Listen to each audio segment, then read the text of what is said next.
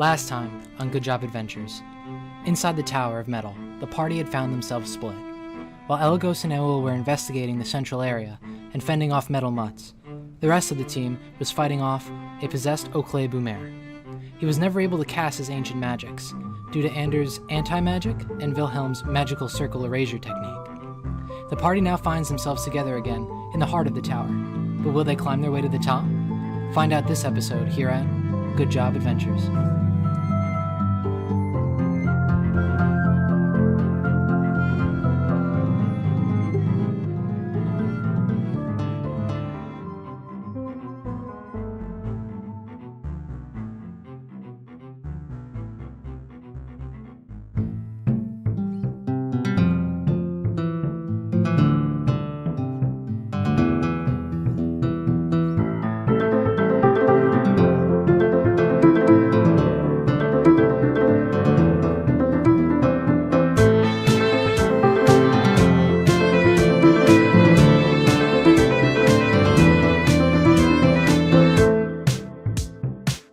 Everybody, welcome back to Good Job Adventures. So from where we left off last time, I believe that we all need to roll initiative as you are currently being accosted by two dogs and a metal man. Ooh. I got a 21. I got a 12. Reverse 21. I also got a 12. Someone got the memo. Ow. I got a 15. I also got a 15.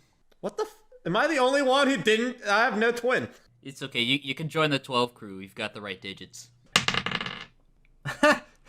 Someone else got a 15. All right. At the beginning of the combat, Mitzi is going to see that Nid is kind of been turned into this metal monster and seems to be angry towards the rest of you, and they're going to begin to start a performance. Mitzi takes a deep breath. La da da da da. And then you see appear with my sound.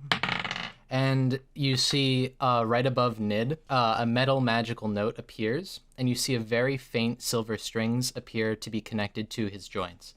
And then you see Mitzi kind of seems to inspect it and then says, eject, la da da da da. And then you see Nid's cloak seem to rustle as he turns towards Mitzi. And from there, you see the metal colossus begin to slump forward on his knees as a green stone flies out from his chest and rockets towards Mitzi, who catches it. Is this reminding anyone else of that weird scene from the Star Wars holiday special where that woman's just singing? Yep. Wait, it is Morgan? Morgan, why? It just... Well, I'm glad Morgan was thinking the same thing. Surprise. So, I don't think that Mitzi knows anything about a Star Wars special, but then they begin to sing again. But it's canon now in your universe, just like Greece. Stop this! Stop adding things to my universe, especially Star Wars. And then Disney's coming for you, Finn. as soon as the gem kind of gets into Mitzi's hands, Mitzi says, "Let's get rid of the extra parts." And then as soon as that happens, the metal note begins to vibrate ever so slightly above Nid, and it begins to expand and spark until it explodes in a thunderous clap and sends Nid hurtling down towards the green ball of light and sparks. From there, he dissipates and large plumes of steam shoot straight up into the ceiling. And that's going to be the end of Mitzi's turn. Wait, is he dead? From what you can tell, he's no longer around. Is he a square? Is he a square? Oh my god. Oh my god, all right. Stop, all right. No references. No making me look like a fucking moron. Don't introduce geometry into my world. I don't know. I said, all right, fine. Just to be clear, Finn. Yes? So her turn was like she stole a gem from the dude's chest and then made sparks in the air to kill him, right? More or less. The magical So note... you've now added gem and the holograms to your universe. All right, okay, it's Abul's turn. It's Abul's turn now. Go ahead. Mitzi, did you just commit gemicide? That's not allowed, Mitzi. That's been banned. No. He's gonna make you what? use that as your turn. Please go. I said there's no gemicide. Why'd you just wave your hand over my face?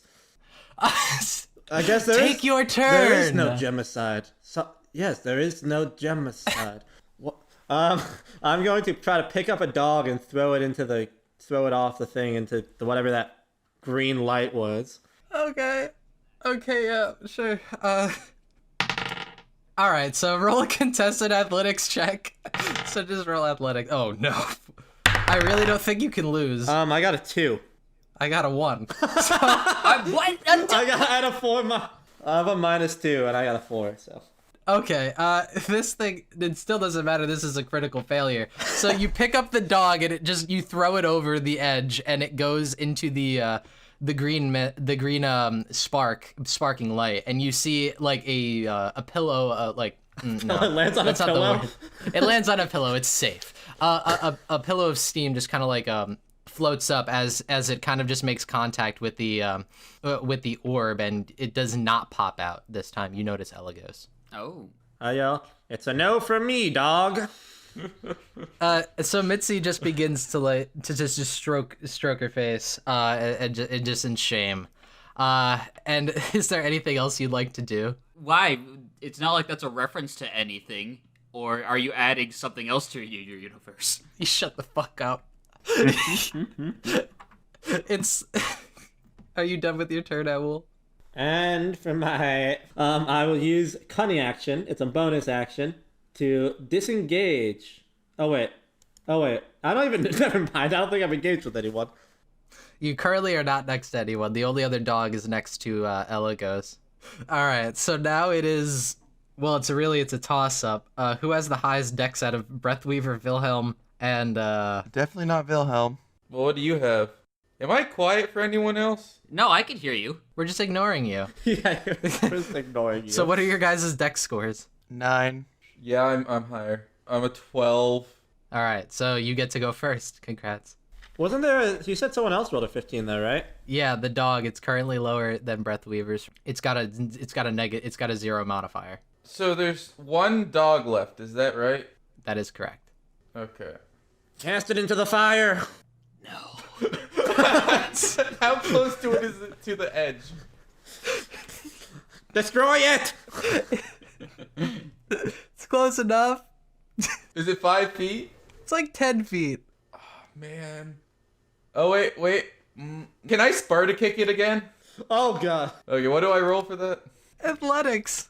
It just rolls contested athletics. This is gonna be bad. 11. It rolled a 12, so you fail. Okay, then I'm gonna use a sorcery point to quicken spell, and then I'm just gonna cast inflict wounds on it. Okay, so go ahead and roll inflict wounds. Okay. Does a 26 hit? Yes. Okay, I wasn't sure. I like the visual of Breathweaver tried to kick the dog. It didn't go anywhere, so while his foot is still touching the dog, he just channels inflict wounds through his foot. Yes, that's exactly what's happening. I'm also gonna cast it at 2nd level, so that's 4d10. Okay. Let me find my other d10. Oh, Jesus. That's a lot. He could potentially lethal the dog. Okay. Shit! Fuck! Okay. We're good. I'm just gonna pretend that didn't happen. I'm gonna pretend this whole segment didn't happen. Yeah, come on. 15. And now I spilled all my dice on the floor. 4d10, you got 15? A 4, a 5, a 1, and a 5. All right. Well, so you lightly caress your foot over this dog, and it takes 15 damage. And is there anything else you can do on your turn? No, that's my turn. Okay. It is now the dog's turn. It's going to bite your foot. All right. Does a 14 hit? Is that your role playing? Yes. Oh, it hurts. Does it hit? You said yes. Okay. You take 16 damage. That's gonna be it for the dog at the moment. So now it's Wilhelm's turn. Alright, Wilhelm's gonna walk up to the dog that just bit Breathweaver and smack it with his hammer. 19. You hit. Lit.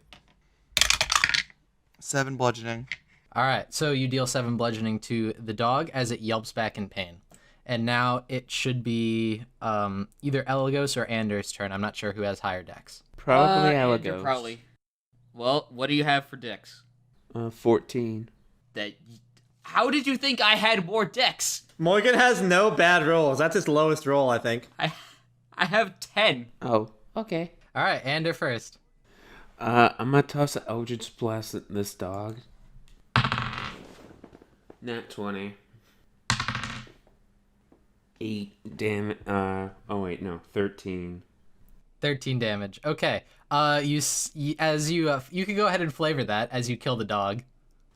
So as the dog is trying to bite Breathweaver's foot, I just kind of throw an Eldritch Blast at Breathweaver's foot, and they both intersect. So Breathweaver takes the damage too. Yeah. So Breathweaver takes additional thing. No, so you're able to release its grip from Breathweaver's foot, and you see the dog just kind of dissipates and like into shrapnel as it just explodes. Shrapnel. Is that not the word? There's a weird emphasis on it. All right, fine. So you guys have successfully felled the enemies in the room, and you're out of combat.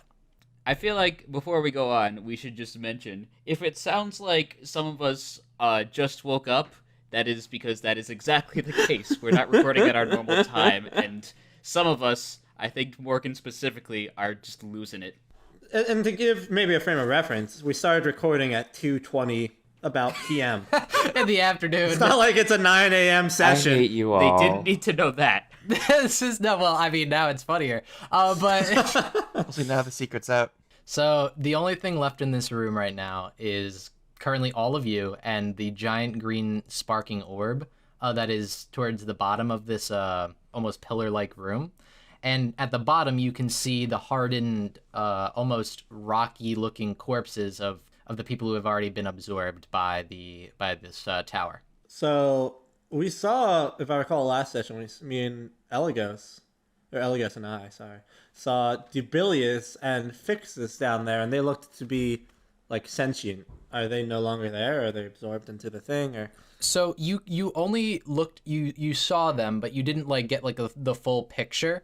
You saw Dubilious and Fixus are both down there, but if you want to go down and inspect it a little bit more, you would have to go ahead and do so. And there is a way for you to get around the green orb. There's like about a foot around it, like kind of like a ring that you could pass by and get to the bottom of the pit. I'll do that. So as you guys get down to the bottom of this pit, you see that there's just different body parts of people that have been absorbed. And I will, if you want, please go ahead and roll an investigation check for me. All right. I got an 8. All right. So you take a quick glance around and you notice that the bodies that you see here, they're almost complete. You look at Oakley Boomer and this is exactly Oakley Boomer. It's 100% him.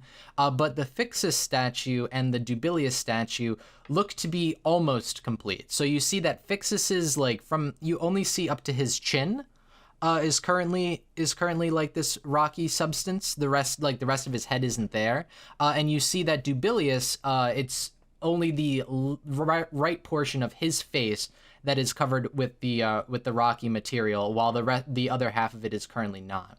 And you see that there are other assorted body parts down here, such as just people's feet. Like you could just see like there's just stone feet and like kind of growing up the ankles. Does this green orb have like a thing with people's feet? No, it does not. Is this green orb named Quentin Tarantino? Quentin Tarantino orb? Quentin Tarantino. Oh God. Dan Schneidorb. Schneidorb. Why do we keep adding references? Stop. All right. So like this. Dan Schneidorb. You see, like it's kind of up to the ankles, and you kind of notice if you were to look at your your party members, like figures currently not your own. But you can see like metal is beginning to creep up them, and the rock seems to be expanding. Do we notice that, like, because me and Elgas never noticed we have this metal crawling up us? You take a look at yourselves, and you don't actually see this metal, what you perceive as an illness at the moment, or spell currently on your feet specifically, but you check your entire body and you don't see anything. As you guys are kind of just taking a look around, you see that you can see Mitzi kind of comes down there as well and begins to inspect Nid's body and kind of like taking a look at it. And they kind of say to you, Mitzi just says, hey, have you guys noticed that all of these bodies seem to just be kind of all out of energy or just completely like barren? They're not even corpses. I didn't. Yeah, we were kind of more distracted by the fact that they appeared to be not flesh. Yeah, Like at all. that is a bit more concerning. Yeah. And you got that metal crawling up your Wilhelm. I know. Yeah, and it's crawling up pretty much everyone here as well. Pretty soon you'll have an iron liver. Yeah, you could probably use some of these people to afford some new weapons. Make a weapon out of ender. That could be All right, pretty that cool. now that's That just... is terribly Why morbid. me? But no one said Andrew. I did say ender. Oh, you did. Andy, you love killing. Imagine if your final way out is being turned into a weapon. That feels fitting. But I don't want to die. Oh yeah, I forgot that was your thing. What an Andrew thing, not wanting to die. I think that's more of a normal thing, not wanting to die. Exactly. Especially not being turned to a rock. Speak for yourself. I'm Captain Wilfred Weatherville. I fear no man nor reaper. Well, good for you, but you know what, Owl? We really, really, really need to fix this. As I'm pointing to my ankles. We really need fixes, am I right? And I tap Stone Fixus on the shoulder. You notice that on Fixus's body, you do see one portion of him that is not covered in his on his body that is not covered in this rock, and it's the emerald that is on his it's kind of like on his chest. I'm gonna take a piece of cloth or something, wrap it around my hand, and try to take the emerald. Okay. So you wrap your hand in cloth, and then you're able to successfully pocket the emerald. Can I roll Arcana on the emerald? Sure. Go ahead. Want to see if I can determine if it's a Chaos Emerald or not. I was thinking the same thing. Oh boy, another reference to put Vin in shambles. Vin chuckled. You mean the Chaos Emeralds? So what did you roll? What do we know about I it? got a 6. All right. Oh. So you look at this, and it's an emerald. Congratulations. Nothing seems to be terribly magical about it, but it's just a very nice emerald that was on his brooch. Andrew, you read a lot of books. Do you know anything about this? And Mitzi, you targeted the emeralds too, suggesting you know info about it. What do you mean, the emeralds? Then you take something from Nid and crush it? Oh, no. That wasn't necessarily an emerald. Then you see Mitzi pulls out this kind of green stone from their cloak, and they say, this was what was powering Nid. He's a construct of mine. So, I'm gonna compare the emeralds that I have in my hand to the power source of the construct and see if it looks distinctly different. Okay, so the emerald that you have is just it's kind of like a it looks like kind of like a diamond, but it's green. And you show it to Mitzi, and theirs is, it kind of looks like an amalgamous rock. It just kind of looks like a lump of something. And you look on the inside of it, and you can see that there's like something wispy on the inside of the rock, and it just seems to be glowing green, as it kind of like almost beats like a heart. So they're very, very different. I'm just gonna inspect the emerald that Elagos is holding to see if there's anything to see why that part did not get covered. Sure. You can go ahead and do so. So if you you roll Arcana, right? All right, go ahead, roll. A nat 1. It's, you see that this emerald is quite possibly like the most magical thing that is in this room. It's like this thing could like power like all of Ruel for like years. It's just a power source. That's a lot of magic in that emerald. Are you sure? Slaps the emerald. You can fit a lot of magic in this bad boy. Do I remember, like, I've seen Fixus before in, like, the Grand Hall or wherever. Yes. Do I remember this emerald that I'm holding being glowing before in the same fashion as this gem? No. Okay. It looks exactly the same as when you saw it in the hallway, inside the hall. I feel like we're not making much progress with these gems. Maybe we should try to explore more of the tower. Yeah. Yeah. And after you guys do come to that conclusion, you kind of hear some rustling towards the top of the of this pit area, and you see an almost metal Dubilious Aarakocra emerge from one of the corridors further up in the room. And he kind of just looks down. He's like, "What are you doing down there?" What are you doing up there? "I'm working on an experiment to get the hell out of here. Would you like to help me?" I mean, we've got fuck all else to do. Let's go help him. Yeah, why not? Agreed. I'll take the... Yeah. I grab onto the hook he is dangling over the edge and pulled up. All right. So you see that it's more of a grappling hook that's been affixed to the corridor. Oh, I meant a plot hook. All right. So you grab onto it and you climb up towards Dubilious. And as you all kind of get up there, you can see that most of Dubilious has transformed into metal. Only the left half portion of his face is still colorful plumage. And you can see that the metal is kind of creeping over the right side of his face towards the left side. And he says, "Come, we have not much time." And you can see as he begins to walk down the hallway, the back of his head seems to be, the metal seems to be creeping further and further towards the left. And he departs down the hallway that you guys see in front of you. I follow. All right. So as you do so, the rest of you notice that those who had been blasted, so Breathweaver, Wilhelm, Mitzi, and Ander, notice that as you are walking, the metal begins to climb up your legs now, as it seems to have taken over most of your feet and the clothes that surround it, and like your boots or whatever you're wearing. But it doesn't feel bad. It just feels kind of devoid of heat, kind of like there's no heat there. It's just very cold. And as you guys begin walking, like your kind of footsteps begin to start clanging, and you enter a chamber like before, the one that you guys had seen Oakley Boomer in, and you see white fire torches lining the wall, and the green symbol of Mystra that appears upon tapestries on said wall. And towards the end of the room lies the three cloaked harpies that all seem to be working on a large metal flask-like device, which you know to previously be the Flaskinator, but it looks a lot different now. Different tubes have been added to it, and different alchemical symbols have been carved into it, and there is now a small window towards the front that seems to be made of a very thin glass.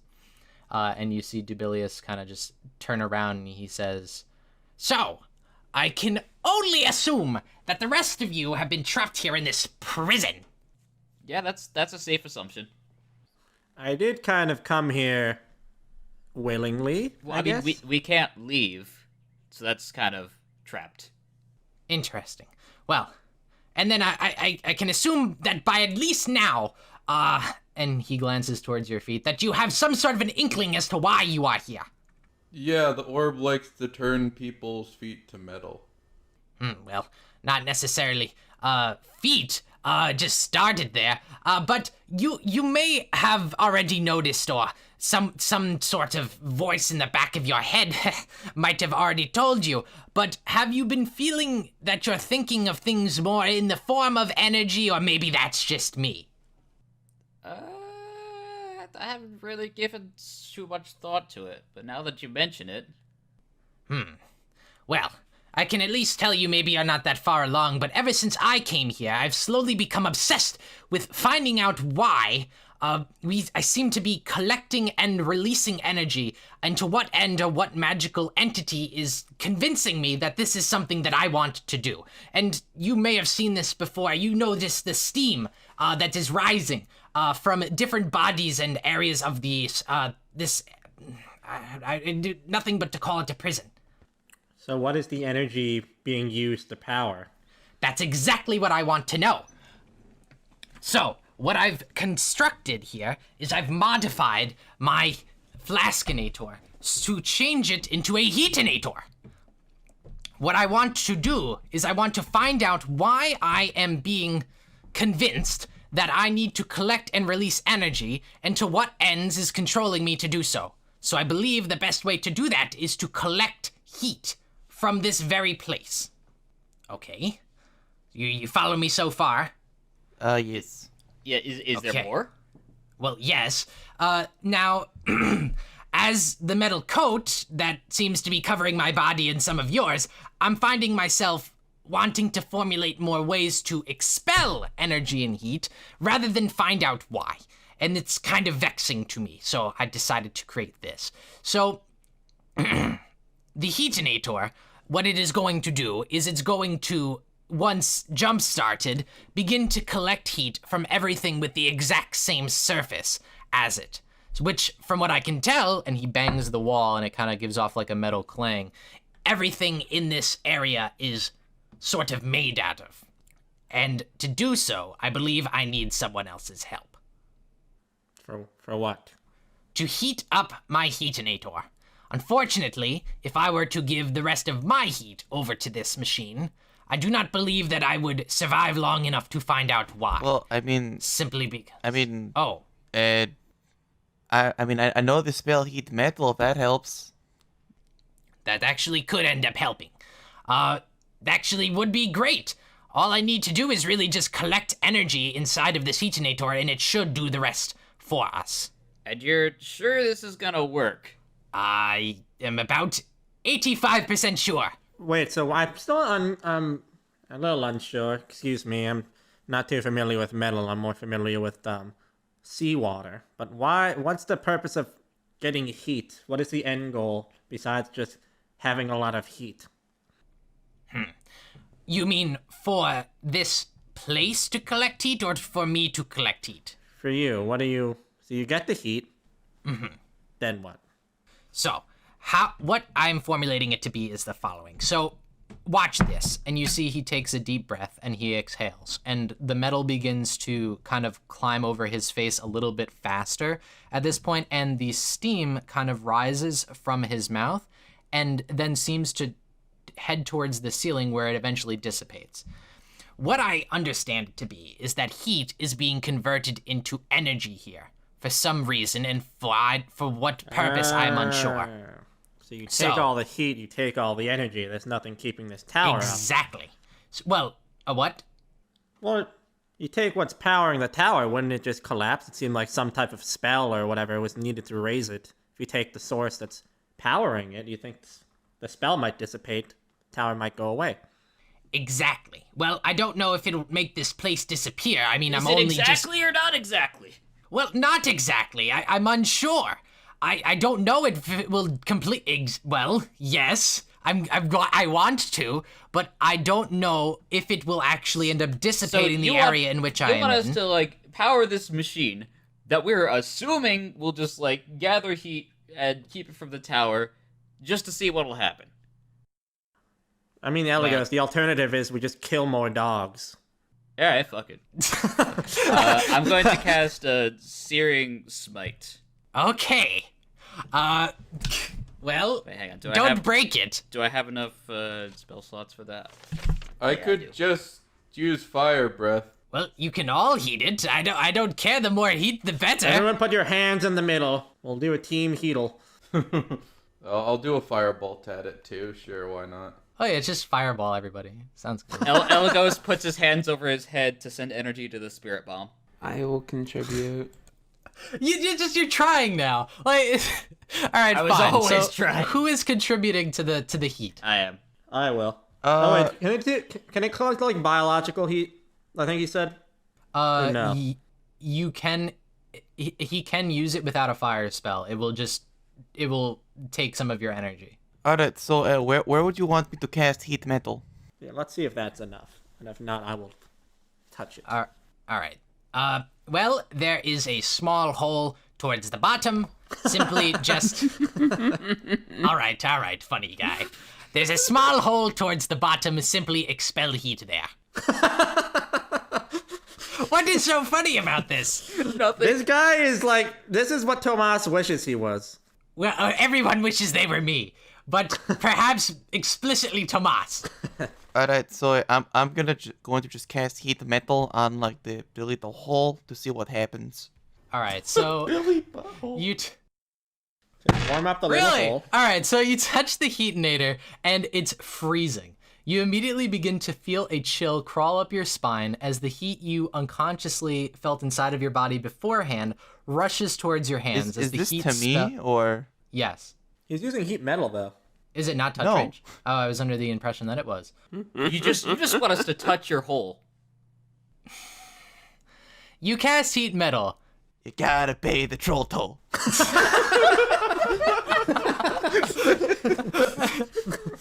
So what happens when he casts heat metal on it from a far distance? All right, you see that it begins to heat up, and inside of you, Wilhelm, you feel a chill crawl up your spine as the heat you unconsciously felt in your body beforehand rushes towards the spell, as if it was being absorbed.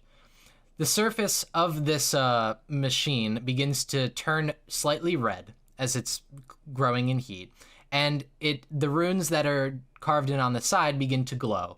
And as you stop the casting of your spell, you see that the streaks of red that you had casted on the tiny hole towards the bottom begin to fill up those runes, and they begin to glow even brighter. And then veins, almost pulsating, start to spread across the floor as if the heat it's absorbing was blood, as they begin to kind of just pump like a heart. And soon these veins from the heatinator begin to cover the walls and the hallway where you came from. It even begins to cover the ceiling. And you can see the heatinator growing more and more red as it is collecting this enormous amount of heat. And from the front of the heatinator, you see the small window where steam is currently being collected and compressed inside. And after a short while, it begins to form a very, very translucent looking teardrop. And as you gaze onto it, you begin to see visions. You see it hurtling towards the ground from high in the sky like a comet. And as it begins to enter the atmosphere, it begins to burn up, slowly losing its form and turning to steam as it crashes into the ground. Whereupon it leaves markings, a recipe for creating something written in a divine language that looks identical to the instructions you found within Fixus's vault. And soon, these visions become so real, it feels as if you're actually standing in them, almost as if you're a part of them. And the vision changes, and the area around you changes, this pulsating red area, and you see Tomas combining materials in order to create something. And then he turns around and he seems to acknowledge you, and he says, "Well, what are you doing here?" I don't know. What are you doing here? Oh my, Working hard or hardly working? I like your idea or your joke there, sir. Are all of us having this vision? I mean, I guess. Are you? We're in it now.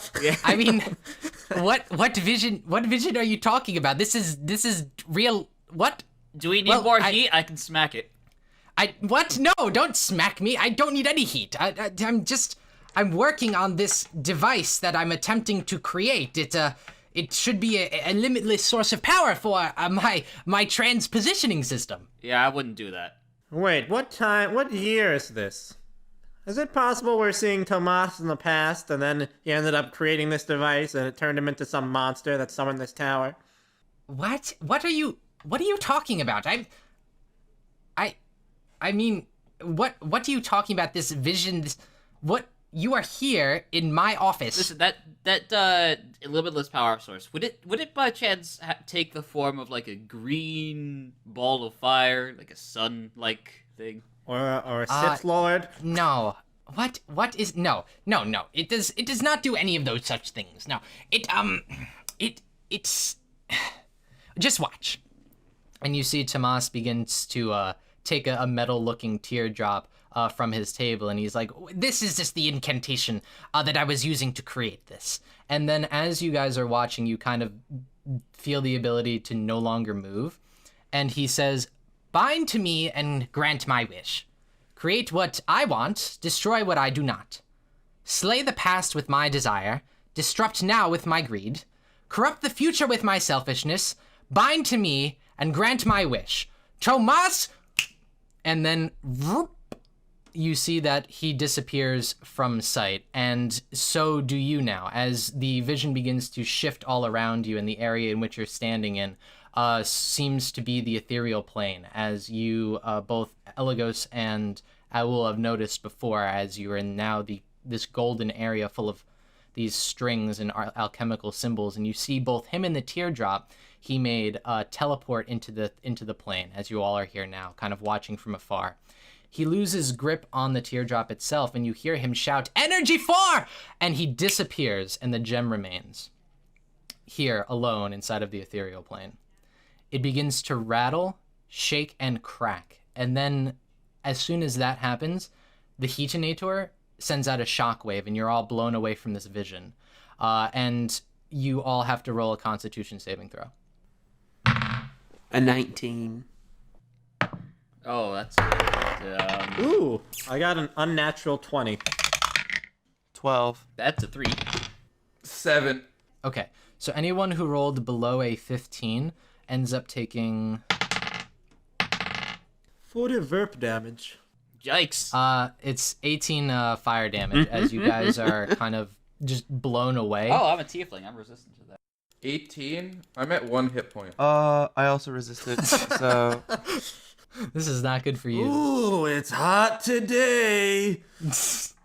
I say, looking for around if people applaud at the catchphrase. You see Breathweaver like on death's door. Wilhelm does his best to applaud. Andrew is just holding his head in his hands. Oh dear. It's just because he just woke up. And then as the scene begins to change violently from that shockwave, you see you're all standing far away now as Tomas re-enters his lab from outside, and you see this is just shortly after he has dropped you all off, as he seems to be verily pissed at the current moment. He's like, I can't believe it. One joke and then made fun of for the rest of the day. And you see inside of this inside of his office that he walks back into, there seems to be sort of a maelstrom happening. There seems to be like all this wind whipping around and just sparks of green energy flying about. And you see he kind of stands there almost in shock and awe, and then after a moment he is actually shocked by a large green lightning bolt that sort of appears out of nowhere, and then a broken-looking teardrop made out of metal seems to emblazon onto his chest. And then the vision cuts, and then you are all back in front of the Heatinator. See? I told you it didn't have to be the present. I told you. And then Dubilious shrieks, I finally understand! I understand! Do the shriek. Ah! He's a bird! Caw! Wait. So, Tomas made a crystal and then said some words, and then it showed up in his office and transformed him into like a green what? And then you kind of just like, I assume you're kind of asking Dubilious this? Yeah, Elagos is confused. Also, Plombo is confused. You see Dubilious begins to like, his beak begins to curve into almost a wicked smile, and you kind of look at him now, and his pupils that were apparent a moment before in the left portion of his face that was there beforehand are now nothing more than a slick metal gaze that seems to be staring far off beyond you into nothingness. And you see his metal followers begin to snicker and shriek as they begin to give off steam that is collected by the Heatinator. And you see Dubilious says, I understand now. All of this energy that I'm wanting to create, all the energy that is being created is all for one thing. It's for the wish. And you see he kind of walks forward towards the Heatinator, and he begins to just like tap on a couple of the runes on the side. And the metal contraption begins to expand a little bit as steam billows out towards the top. And he announces to you, he's like, if you remember, the original purpose of my Heatinator or Flaskinator was to amplify a potion to tenfold. Well, I don't see why not. I can't do this with the steam that is collected inside. Wait, so you're just gonna force the wish into being? I'm going to speed it up to get out of here. So he kind of just begins to tap on it, and more steam seems to be billowing out towards the top of this this hedionator, this giant flask. And you see he turns to you and he says, "Climb this tower and make it so my energy is not for naught."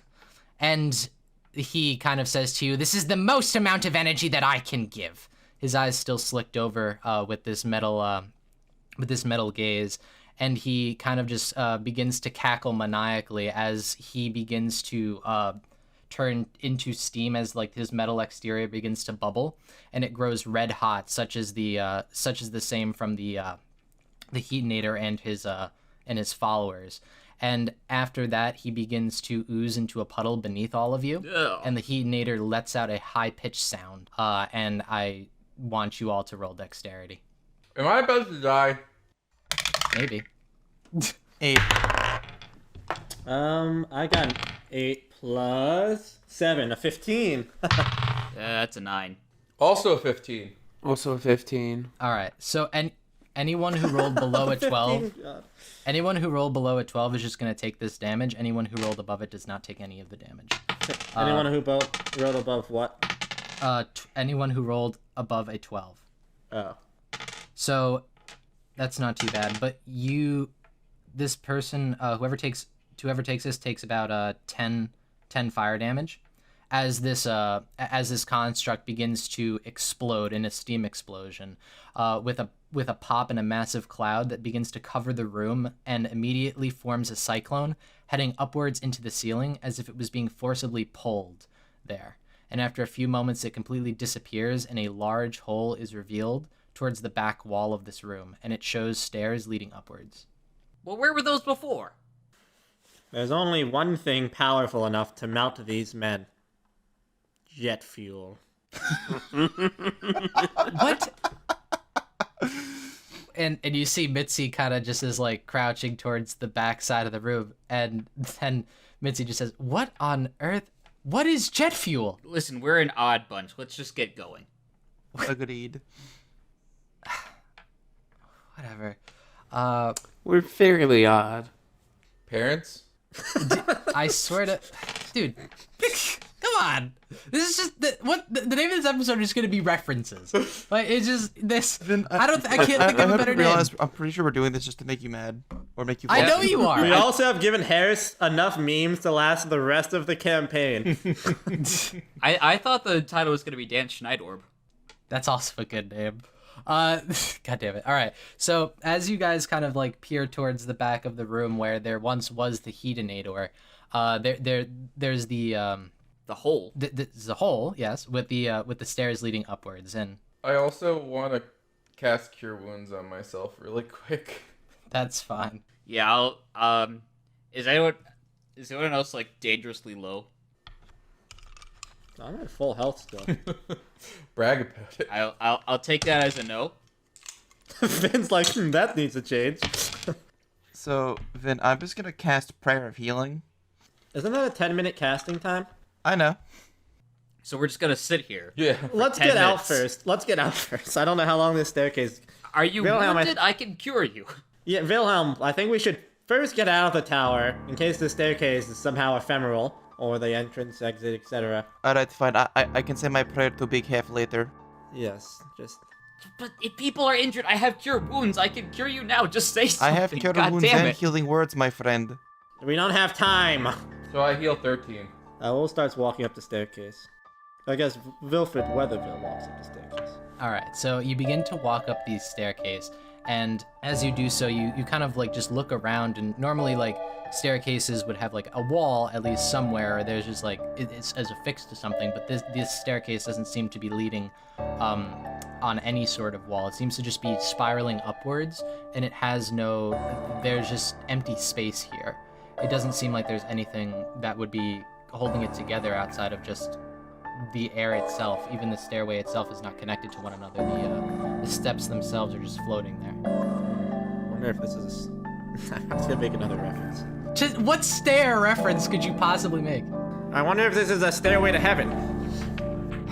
Dum, dum, All right, yeah, that was pretty good. So you guys begin to walk up the stairway, and as you do, you notice towards the very top there is a black door that currently seems to be closed. And as you begin to approach it, upon the door, there is absolutely nothing written. There does not seem to be any handle, and you can notice that it is made out of the exact same material that the people were made out of towards the bottom of the pit that you were in previously. John Peters, do you think you could knock on heaven's door? I am willing to try. I go knock on heaven's door. I'm gonna smite you. Wait, was that a JoJo reference? Man, it's the quarantine. It's making us all crazy. I'm gonna kill all of you. I'm just gonna do it. No, we're doing that. All right, fine. You just hear like a loud thumping, but nothing really happens as you knock on it. Sparta, kick it down. I don't think that works on doors. It's a push. I'm gonna try to push it open to see if it's unlocked. Yeah. So you attempt to push it open. So go ahead, make an athletics check or a strength check. I'll do athletics. 21. You're able to successfully push open the door, and as you do, you kind of walk into this room that is incredibly hot. As you notice that towards the top of the room, there is a large collection of steam that seems to be just hovering in the air. Do we just see some like large fat men sitting down with a towel around their laps? There's a large metal fat man in the corner. He's got a Hi, I'm Gabe Newell. And as you enter this room, you see that there is a metal fixus kind of standing adjacent to the green wizard, Blasto, you guys called him, right? Yeah, that's his sitting name. adjacent to Blasto, who is sitting down on top, on a metal throne, simply just sitting there almost as if awaiting you. Thanks for listening to this episode of Good Job Adventures. If you like what you just heard, be sure to let us know by rating the podcast on your preferred listening platform. For questions about the cast, business inquiries, or if you can prove that the tree does make a sound, contact us at goodjobadventures@gmail.com. For everything else, follow us on Twitter at GJAdventures. But be sure to tell your friends about us, or your enemies. We're still not picky. Thanks again, and we'll see you next time. What? Did you say his name's Blasto? Yeah, that's his name. That's his name.